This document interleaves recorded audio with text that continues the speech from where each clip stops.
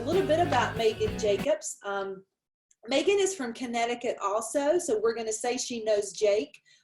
Possibly not, but just I would figure everyone in Connecticut knows him just a little bit. And she is actually an educator from Shepherd Hill Elementary School. She is the MakerSpace teacher, which just gives me all the feels right now because that's a job that I'm sure lots of teachers would love to have. Megan, it looks like you have spearheaded efforts to grow the movement in your surrounding districts also. So way to go of not just sharing the love at your school, but for sharing that with other districts. And then you also have founded a regional MakerSpace teacher consortium to help like-minded local professionals cultivate their practice, which again is my passion, bringing educators together because we are all each other's best resources. So Megan, welcome to the Global Innovation Field Trip. We'll turn it over to you now. Thank you. Thanks so much. It's such a privilege to be here. Thank you for including me. These kiddos that I've been watching on the last few sessions have been really, really inspirational. It's an honor to be a part of this. And you're exactly right. I run the MakerSpace at Shepherd Hill Elementary. It's a wonderful program for a K-3 building. I get to see 430 awesome kiddos every week under normal circumstances anyway. And it's really been such a terrific growth opportunity for our school in terms of transforming the way that we embrace iterative learning opportunities and in finding really meaningful ways to convey science content. I'm going to share my screen and dive right into a presentation here so I can show you some good pictures of student work. Let's see, do I have that up there the right way? Yes, we see it. Wonderful. So I wanted my presentation today to kind of face teachers or administrators or anyone in education leadership who's hoping to make the dive in this direction. I find it so helpful to try to get kind of commonly aligned around some basic tenets of the pedagogical philosophy of why MakerSpace can be such a valuable addition to your school or your district. So I've kind of narrowed it down into to 4 of the things that I hold most dear about what makes our program so valuable. And I'm going to take us through each one and show you some good pictures of real student work so that we're kind of aiming for more of a show, don't tell kind of philosophy while I take us through it. And the most important thing for me is that these kids are getting a chance to learn by doing. So much of what we do is tactile, it's kinesthetic and experiential.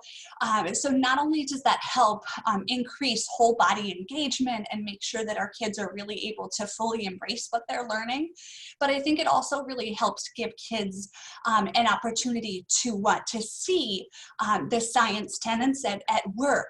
Some things, concepts that can be harder for them to appreciate if they're just reading it in a book or having kind of more of that two-dimensional experience.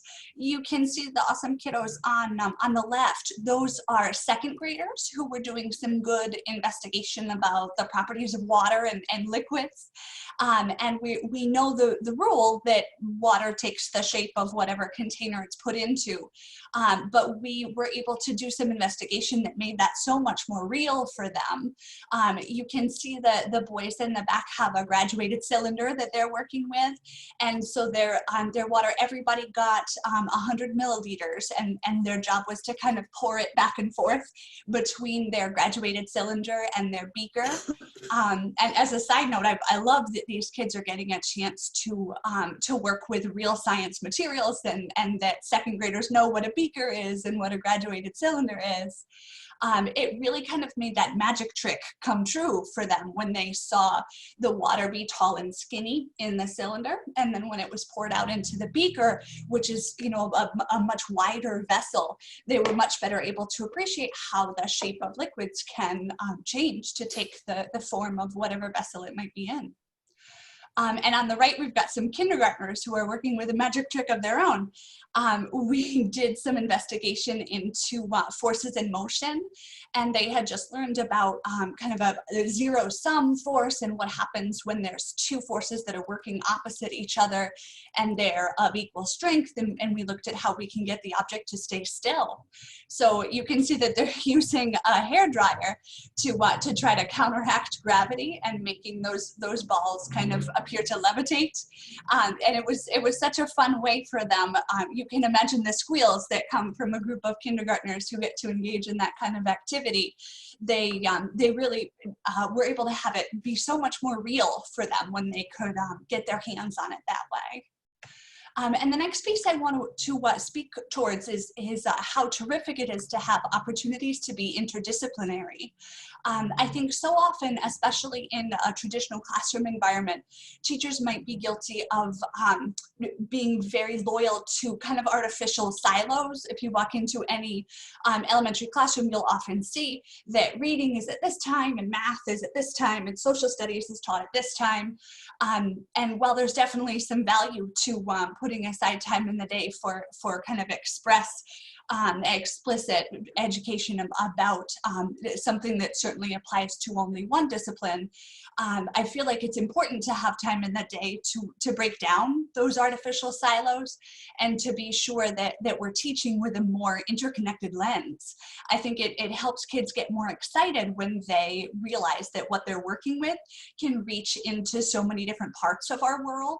And I think it's so valuable in MakerSpace when we get to kind of appreciate and magnify those connections. The sweet first grader on the left, the piece that you can't see is that her class just finished reading a book about homes around the world. They learned a lot about the culture and the building materials and kind of what goes into many common structures in different places around the world. And I printed out several pictures of famous structures around the world, and they could pick which one they wanted to work with. And you can see this young lady's recreated the Eiffel Tower out of some colorful dominoes. And it was such a good way for them to get a little glimpse about really interesting places around the world. It kind of whet their appetite for a little bit of global study. And it was such a natural way to kind of help them appreciate not only the science behind the architecture and the engineering and design, but also the cultural element that's so inextricably linked there. The second grader on the right is continuing our study of the properties of water. And for this one, we brought in an artistic piece. I think it's so valuable for the kids to be able to create something visual. We had just learned about surface tension. And in the first surface tension lesson, we focused more on math and on estimation. The kiddos used the dropper that you see that she has and made some guesses about how many water drops would fit into a sheet that I laminated that had different size circles on it. And it was kind of our first investigation into learning that small drops of water can stay still on a piece of paper, and that they can kind of add and glom on and bubble up, and that's a property that water has. So we took it to the next step and introduced some art, and this young lady is painting with surface tension right now. I think I mentioned at the top of my presentation that MakerSpace has really transformed iterative learning.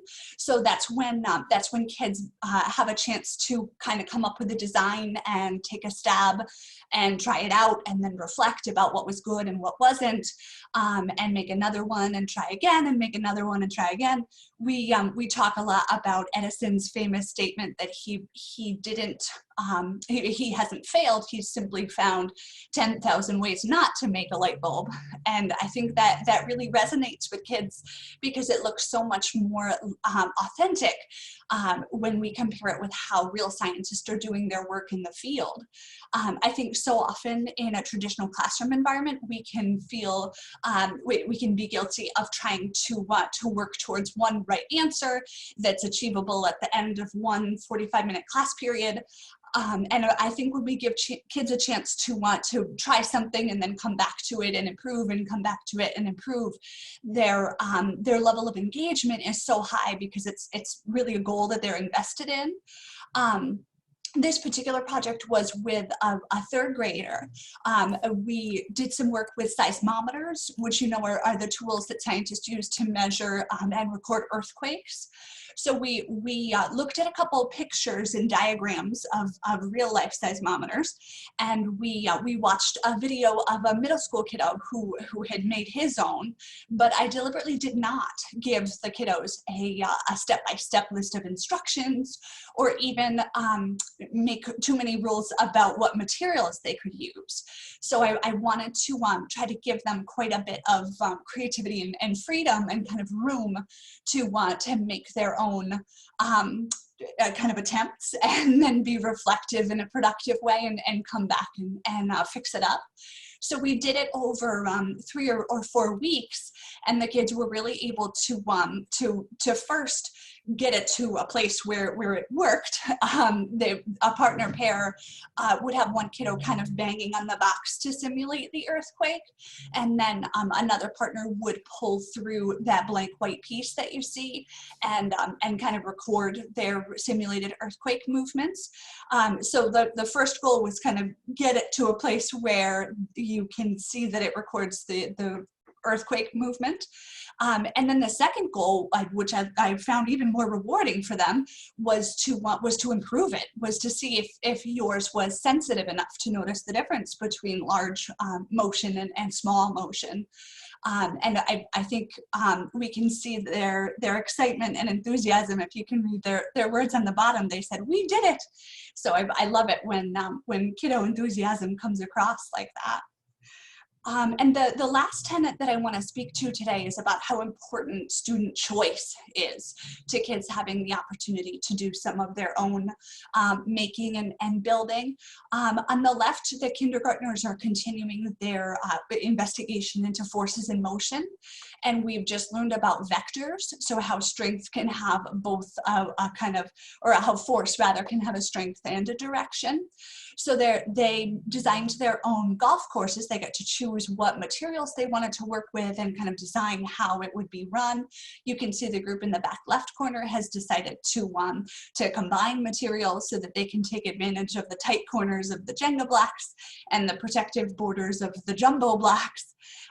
So we really try to incorporate student choice wherever we can. And I think that comes across with really allowing kids to have their work be an expression of themselves. And to the right is a design that a kindergartner has come up with for an experiment to test the effects of sunlight. At the very beginning of the year, we tackled that NGSS standard where we prove that sunlight makes things warmer. And we do one all together as a class just to kind of scaffold. But then this is Daniel's idea. He got to design his own experiment entirely himself. If you can read his words, "I will test if it's warmer in the sun or in the shade under the slide." And he's got some great illustrations there to back up his work. So I want to end with a couple of QR codes just so that I can give you some resources that might be valuable to you. The one on the left will help you to access a Google Drive that has several documents that might help get your MakerSpace up and running. It also links to this presentation in case that might be helpful for you. And then on the right, there is a quick 2-question survey. I'd love your feedback about this session. I hope it's been meaningful for you. My email is there on the bottom too. I'd love to reach out and connect. As was mentioned in the beginning, I have started a teacher consortium so that others in this position can kind of network and learn from each other. And if that's something that you'd like to be involved in, I'd love to include you. Wow, thank you so much, Megan. That's a lot of information. And thank you for being so gracious to share your ideas with people that are possibly interested in starting this up. If you will, there you go. I just got a couple things. Tim Hotchkiss just talked on YouTube Live saying one of the joys of being a teacher is working with wonderful and innovative teachers like Megan. So way to go there. And then I also got a text message from Twitter. There's a young man that is on the Mythbusters, and he is asking for you to please do a video of that seismograph working. He and his name is Elijah. He'll be on later tonight. He and about 40 other kids are creating stay and play videos on Twitter and Instagram, and they'd love to see that video. So thank you so much. Wonderful.